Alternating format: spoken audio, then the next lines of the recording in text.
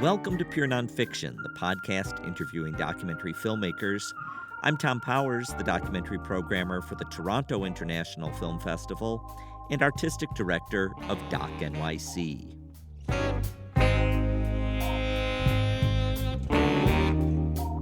On this episode, I talked to Penny Lane, the director of the new documentary Hail Satan. There's a question mark at the end of that title. The film profiles the creators and followers of the Satanic Temple. The group launched very modestly in 2013. At that time, Florida's Governor Rick Scott had just approved prayer in public schools. The Satanic Temple organizers held a press conference in Florida's state capitol, dressed in costume store robes and plastic horns. We honor Governor Rick Scott. Hail Satan, Rick, for providing us this opportunity to make the satanic cause clear and make our presence known. The Satanic Temple was like catnip for the media, especially Fox News. The prominent co-founder of the temple is a soft-spoken man who goes by the name Lucien Greaves. In Florida, he hired an actor to represent the temple, but Greaves quickly realized he couldn't outsource that job. At the beginning, we didn't have the hubris to think that we could start a large global religious movement. When the Satanic Temple got started, I wanted to be sure that Satanism was properly represented. I very much felt that I was a Satanist, but there was no need to kind of publicly advertise that. Lucien, you excited? Not yet. You excited? No. I'm filled with angst. I wanted somebody else to be the face of this, but I found very quickly I didn't want somebody else to be the voice of this. Greaves was contacted by like-minded people across the country. Soon, local chapters of the Satanic Temple had started in dozens of cities throughout the U.S. and even abroad. In the film, we hear a wide range of members express varying motives, but they largely share a rebellion against authority.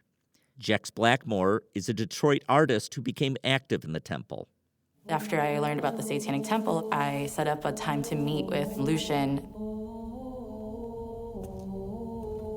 Throughout the conversation, I realized that we have very similar ideas of what contemporary Satanism was evolving to be.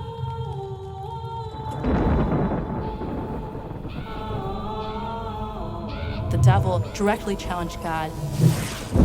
So as a Satanist, I believe that directly confronting injustice and corrupt authority is an expression of one's satanic faith.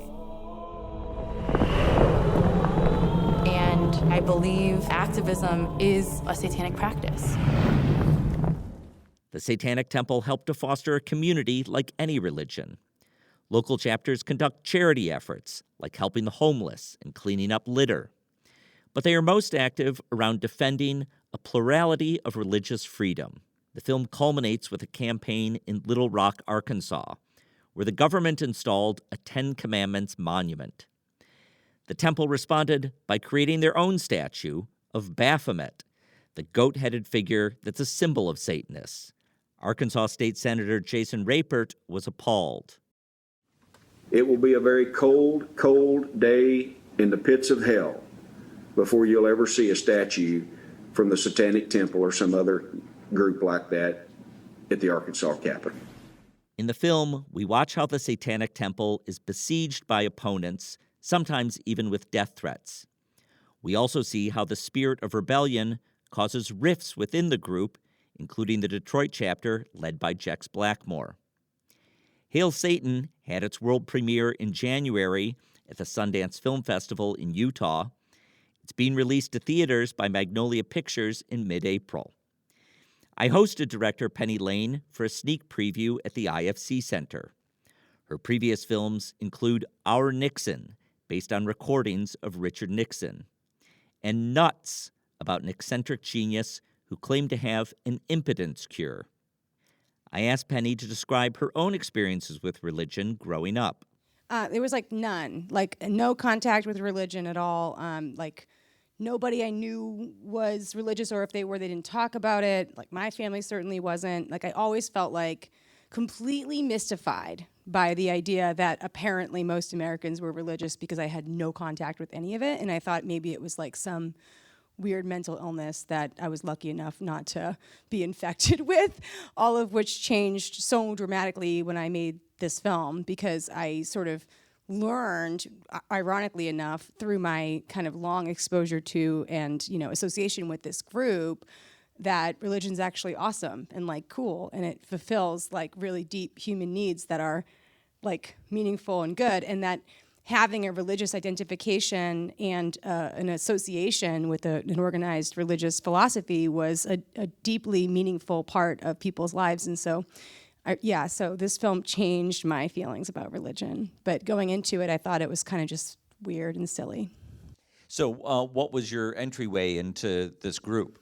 It was just like hearing about them in the news. Like, I always wish I had a better origin story. But, you know, I saw these headlines kind of circulating. And I never actually, like, to be honest, clicked on the stories. Like, I thought I got it from the headlines. And I was like, oh, that's funny.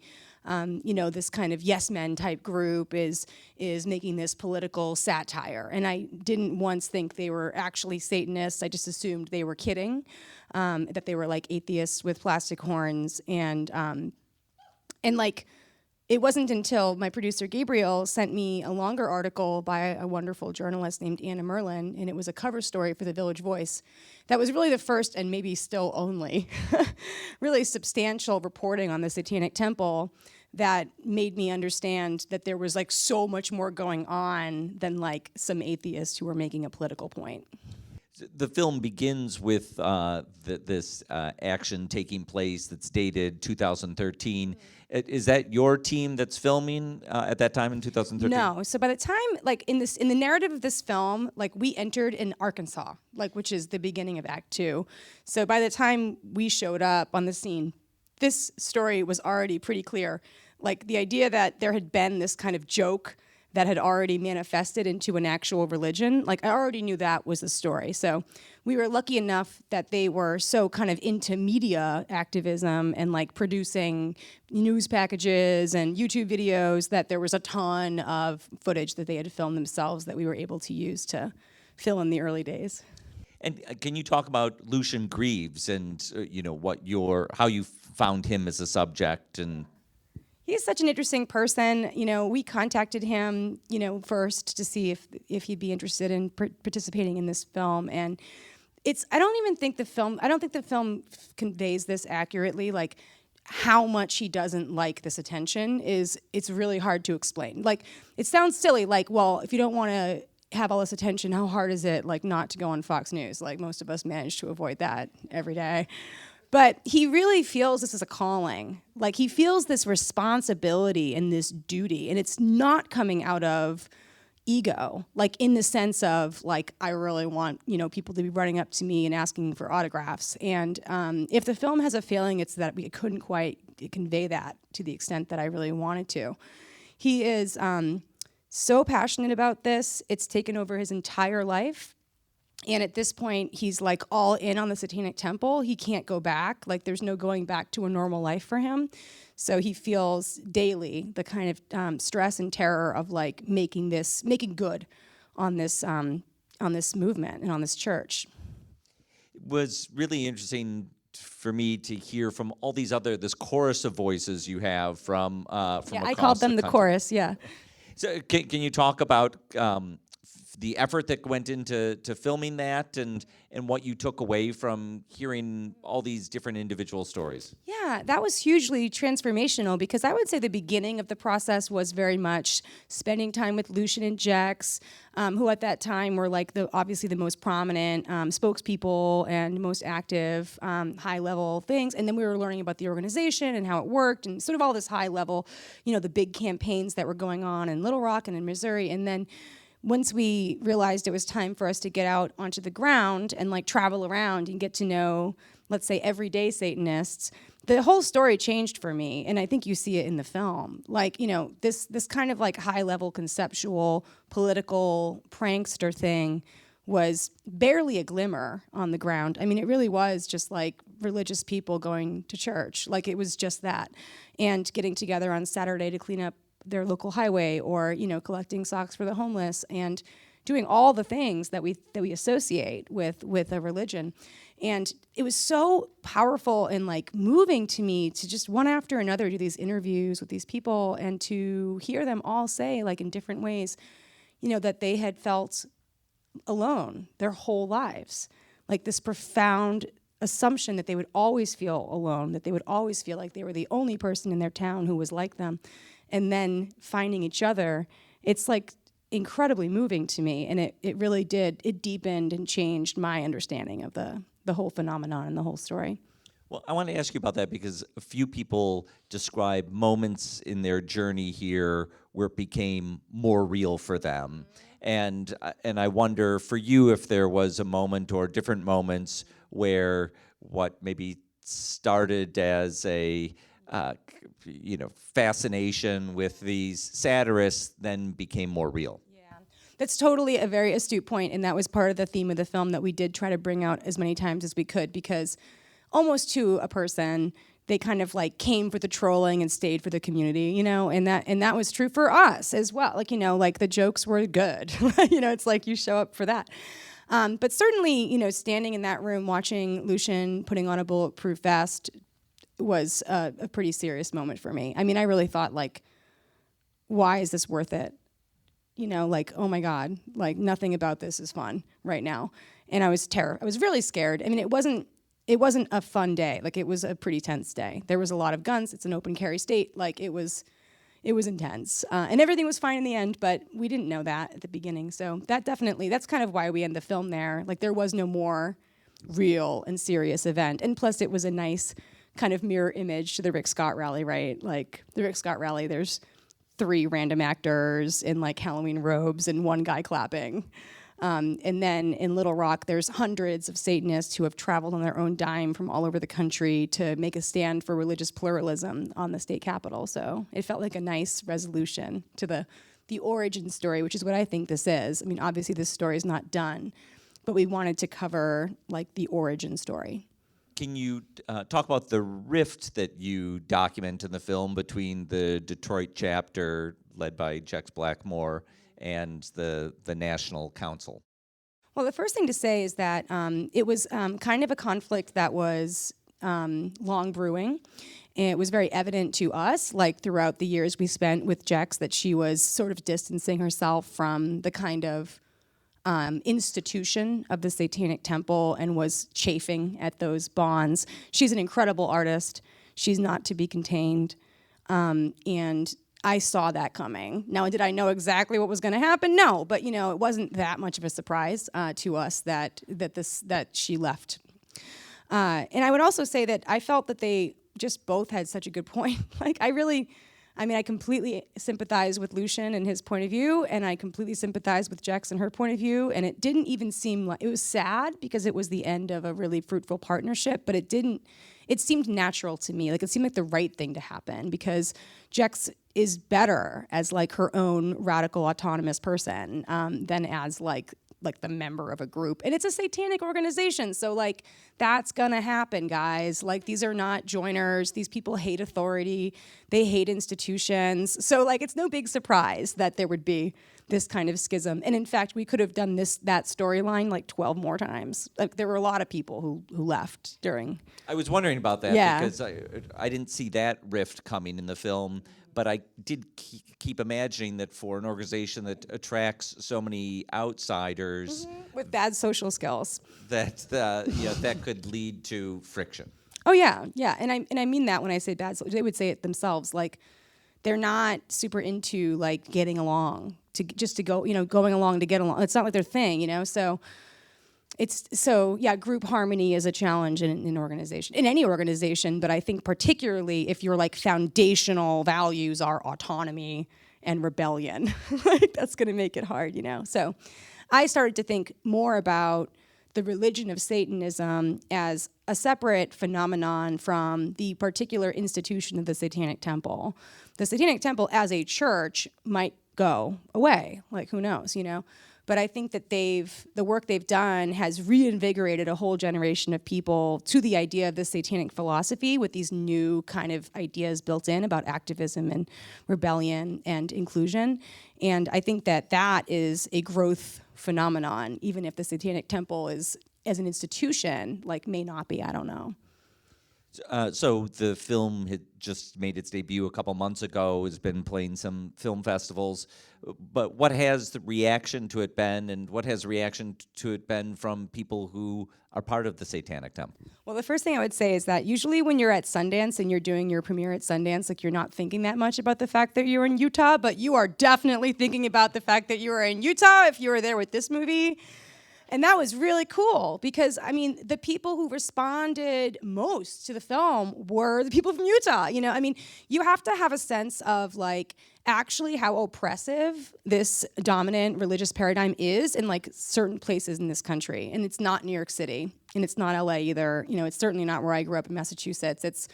It's Little Rock, it's Utah, it's Texas, it's Kansas, Missouri, like vast swaths of this country. Like Senator Jason Rapert is like the normal senator, right? Like he looks like a yokel to me, but he's like prototypical in a lot of places. So that's been my most exciting feeling, going around to festivals and sort of seeing like how much more the people in parts of the country who feel they need this as a kind of, whether it's catharsis or if it's like actually motivating politically, it's been really cool.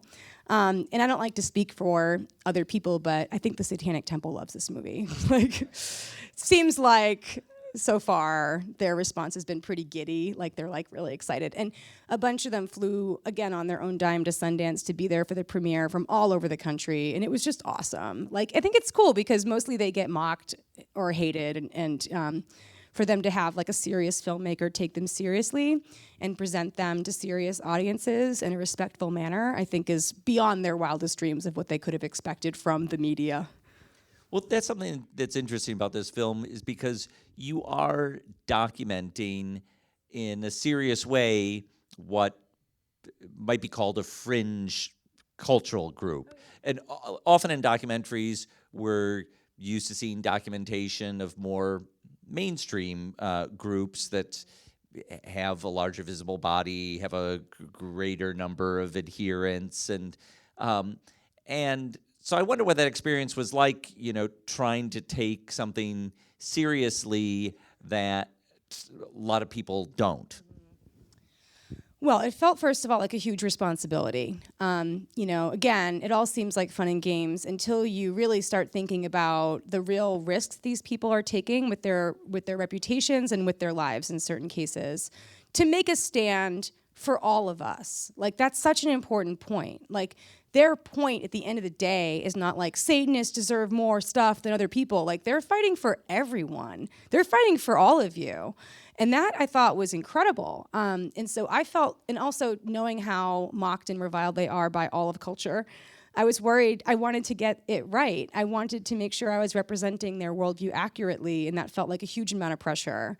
I knew that this film would become some kind of canonical text about modern Satanism, probably. And I didn't want to be wrong.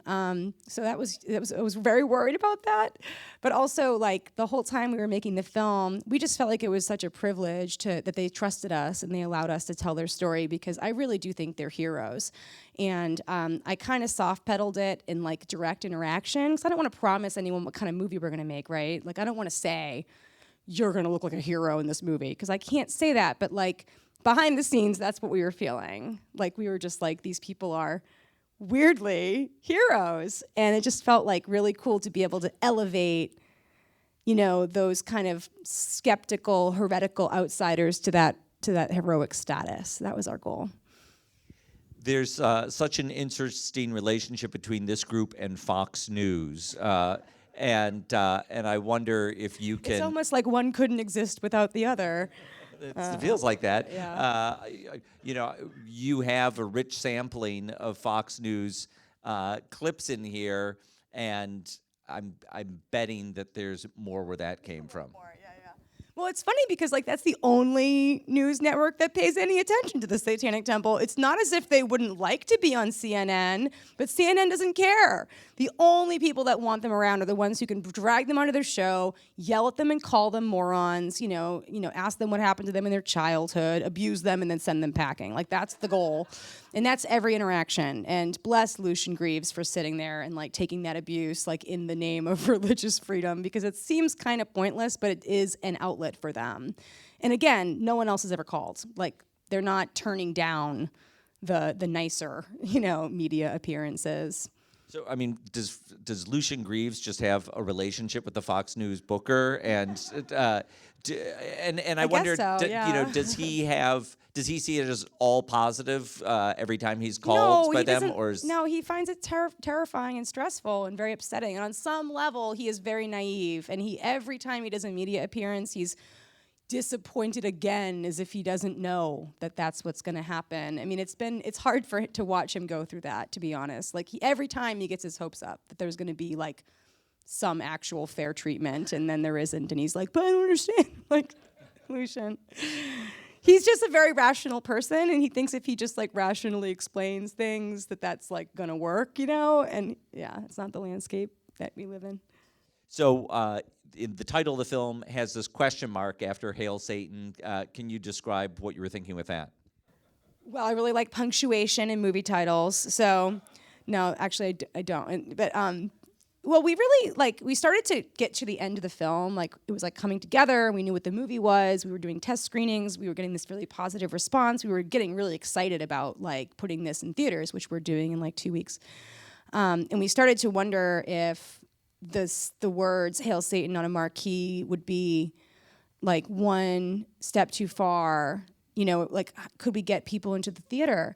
And it's not really about pandering. It's how do you get people in the room? And, we started to play around with different title ideas, but we were very connected to Hail Satan because we really felt that it was important. It makes sense for this film for so many reasons, but the main thing is that, you watch this film, and the beginning of the film, the words mean one thing, and by the end of the film, the words mean something different. And it just felt like the right title, So anyway, the question mark is really there as an invitation. It's there to make it a little bit less confrontational. Maybe there's something in the question mark that might make someone wonder what this movie's about, and maybe it's a little bit less of it's literally not a declarative statement. So we'll see if that works. One of the things that I admire about the Satanists and the followers of the Satanic Temple is when they will face people who you really don't get them, have a lot of anger towards them, and the ability of Lucien Greaves and some of his colleagues to maintain their own calm. And I wonder, in the course of making this film or bringing it out, if you've had to face people who really don't get it and are directing anger at you. I mean, do you count misspelled all caps emails from crazy people? Yeah, but those are really easy to ignore. So not in person, not yet. Again, it's who shows up to see the movie. I don't know if that's self-selective. Yeah, so far. I think it's so far, and especially because we've only been doing film festivals and specialty screenings like this one, So maybe there'll be something, but I think it really helps that most people don't understand that documentaries even have directors. So, I'm not likely to be the target of too much attention. Seriously, try to name 5. Well, wrong group. You guys can name 5. Ask your friends if they can name 5. They can't. In a question from the audience, Penny was asked to reflect on the politics of Hail Satan and on how the film is more celebratory of its subjects than her previous work. If you're like me and you are a very skeptical person and you have been your whole life and you somehow feel that you're always the person in the group who has to be well, what about this? And is never really allergic to dogma and joining and chanting and slogans, it's been really hard for me to engage politically in my life, and it's always felt like a lack. It's not like I don't care, but it's really hard for me to be part of a political group and get into it. Just the minute I join, I'm ugh, groups, the worst, right? So it really wasn't finding this group and feeling such common cause with what they were doing, and being able to like just wholeheartedly like endorse it was really one of the great feelings of my life, you know, and it motivated the film. I mean, Gabriel and I felt the same way. We were like, oh my God, like early on in the process, we were like, oh my God, like this is about like the beauty of the Constitution. Like this is actually a really optimistic film. Like, you know, it's not anarchist. It's not like burn it all down. It's actually like, let's uphold the values that we say we have, because wouldn't we be all better off? You know, it's like, so it's actually kind of weirdly patriotic, you know, and I have to say it felt good. It felt really good to like believe in America. And like, I was like, this is like through Satanists, like this is so funny. Like people are gonna go crazy. So it was just a lot of fun for me. And you're right that it's absolutely an outlier, and I don't know if I could ever do it again. We'll see.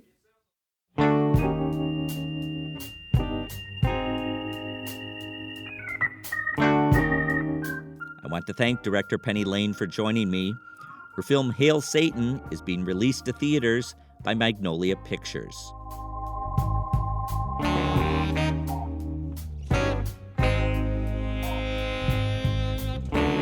If you're in New York City, please join us for Pure Nonfiction at IFC Center.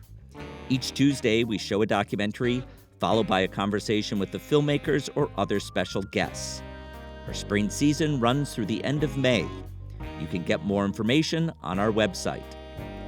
Thanks to our team, series producer Hannah Nordenswan and web designer Cross Strategy. Our theme music is composed by Andre Williams, who passed away last month at age 82.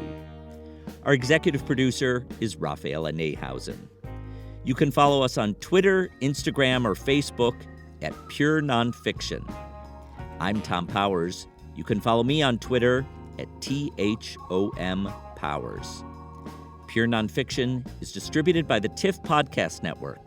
You can read our show notes, learn about live events, and sign up for our newsletter at purenonfiction.net.